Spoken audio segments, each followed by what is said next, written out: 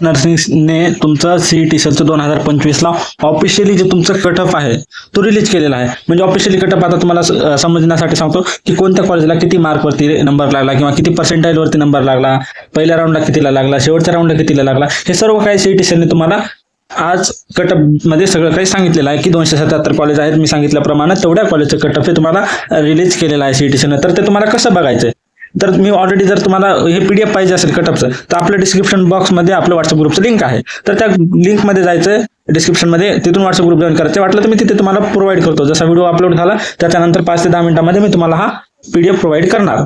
तर तुम्हाला जर पाहायचं असेल तर आपल्याला सर्वात पहिले काय करते, सीईटी सरच्या वेबसाईटवरती जायचंय. इथे गेल्याच्या नंतर आता तुमचं ऑलरेडी तुमचं लॉग इन असेलच, पण मग आता इथे जर लॉग इन नसेल तर इथे तुम्हाला लॉग इन करायचंय. काही जणांना डायरेक्ट असा इंटरफेस येतो. आपली प्रोफाईल तुम्हाला माहिती आहे, प्रोफाईलला जायचं असेल तर कसं जायचं. इथं नोटिफिकेशन मध्ये आला तुम्ही, सीईटीच्या ज्याही अपडेट आहेत, ज्या बी नोटिफिकेशन आहेत, इथे गेल्याच्या नंतर तुम्हाला असा इंटरफेस येईल. इथे काय सीईटीने काय केलं हे बघा, नोटीस आताच रिलीज झालेली आहे म्हणून मी आता व्हिडिओ बनवत आहे. एशन कोर्स नेमका हेल्थ सायन्स कोर्स. म्हणजे हेल्थ सायन्स कोर्स असं का दिलंय, कारण एमबीबीएस बीडीएस जे काही तुमचे कॉलेज आहेत हेल्थ रिलेटेड इथे मेन्शन केलेले आहेत. तर त्या रिलेटेड तुमचं अकॅडमिक इयर मागच्या वर्षीचं जेही वर्ष आहे 2025-26 होतं, त्या वर्षाचं तुमचं कटअप हे रिलीज केलेलं आहे. तर आता आपण या पीडीएफ वरती गेल्याच्या नंतर माझ्याकडे ऑलरेडी पीडीएफ आहे, तर मी तुम्हाला तीच पीडीएफ दाखवतो की कशा पद्धतीने ती पीडीएफ आहे. तर मी ते डाउनलोड करत नाही, कारण ते स्टोरेज करण्यापेक्षा माझ्याकडे आधीच डाउनलोड आहे. तर मी तुम्हाला आधीच दाखवतो ती पीडीएफ कशी आहे. तर त्या पीडीएफ वरती क्लिक केल्याच्या नंतर तुम्हाला असं येते. आता इथे तुम्हाला दिसत असेल की सर हे नर्सिंगचं नाही आहे, हे बघा इथे कुठलं कॉलेज आहे, एमबीबीएस कॉलेज आहे आणि तुम्ही नर्सिंगचं बोलले. तर तुम्हाला काय करायचे, हे जर थोडंसं स्क्रोल करायचे, पेज नंबर 22 वरती यायचे. ह्याच्या आधी जे आहे ते अदर एमबीबीएस वगैरे या कॉलेजचे आहेत. आता इथे एमबीबीएस झाला, आता इथे कोणते असतील बघा, प्रत्येक कॉलेजचं आहे. बीएमएस बीएचएमएस बीडीएस जे तुमचे कॉलेज आहे त्याचं आपल्याला काही घेणं देणं नाही. आपल्याला फक्त नर्सिंगचं बघायचंय. तर नर्सिंगचं बघायचं असेल तर इथे बघा एमएच नर्सिंग. आता इथे तुम्हाला दिसलं असेल, पण आता मी तुम्हाला हे पूर्ण पीडीएफ इतकं स्क्रोल करा ते करण्यापेक्षा मी एक तुमच्यासाठी ड्रीम अचीव्हर्स, तुम्हाला माहिती आहे की सगळं काम तुमचं सोपं करणार कोण, ड्रीम अचीव्हर्स.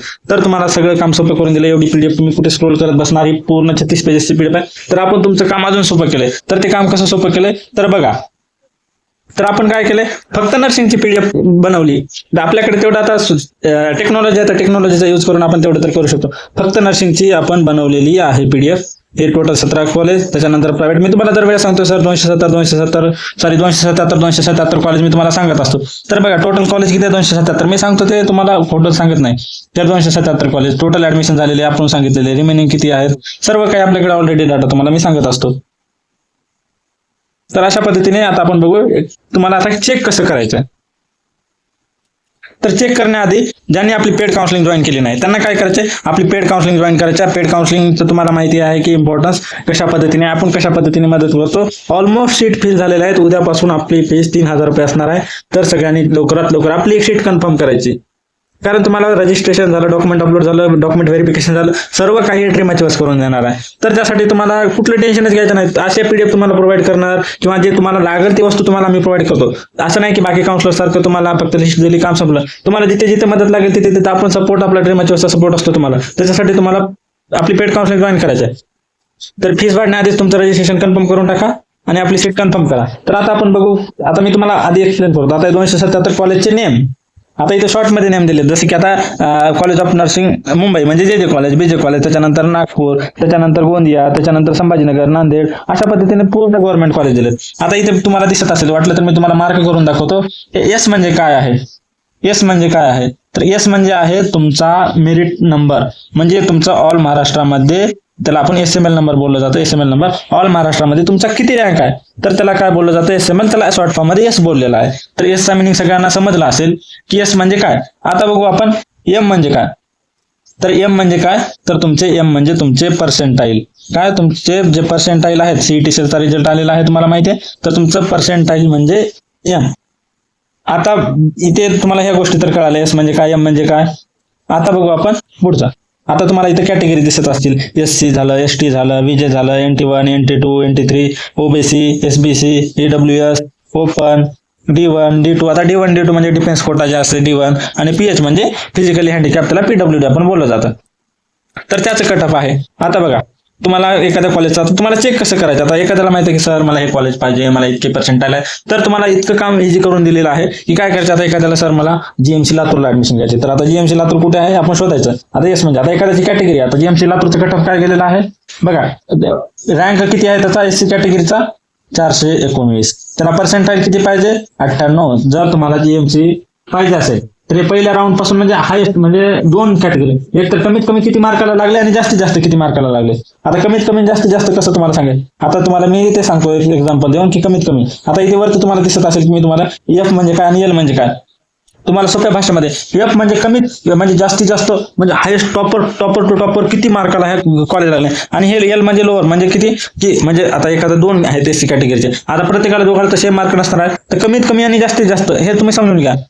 तर कमीत कमी किती पर्सेंटाईल लागला आणि जास्तीत जास्त किती, तर अशा पद्धतीने. तर आपण बघत होतो कशाचं जीएमसी लातूरचं, तर जीएमसी लातूरकडे जाऊ आणि जीएमसी लातूरमध्ये बघा आता एससी कॅटेगरीचा जर एखादा स्टुडंटला जर जास्तीत जास्त 98 पर्सेंटाईल आणि त्याचा रँक किती पाहिजे 419, आणि जर जास्तीत जास्त म्हणलं तर 55 पर्सेंटाईल वरती लागले त्या स्टुडंटला. आणि त्याच्यानंतर असं तुम्ही ऑल ओव्हर कॅटेगरी बघितला. आता जर तुम्ही कॅटेगरी बघितली आता कुठली एसटी बघितली, एसटीचं किती गेलंय 95, त्याच्यानंतर 88, त्याच्यानंतर कोणतं आहे तुमचं विजेचं किती गेलेलं आहे 97, 93 हे असं आहे. पण आता सगळ्यांना सर एवढं कमी कसं गेलं, एवढे कटअप एवढं कमी झालं. आता तुम्हाला बऱ्याच ठिकाणी गेलं तर 90, आता तुम्हाला असं दिसेल की इथे 72 गव्हर्नमेंट कॉलेज आहे, 72 कसं जाईल 72 तर नाही, तुम्हाला असे कटअप दिसतील की तिथे तुम्ही इमॅजिन बी नाही करू शकणार. आता मी तुम्हाला दाखवतो इथे 56 पर्सेंटाईल वरती लागलेला आहे, परत इथे 66 पर्सेंटाईल 79, परत इथे 56, इव्हन 14 पर्सेंटाईल वरती सुद्धा एक स्टुडंट लागलेला आहे.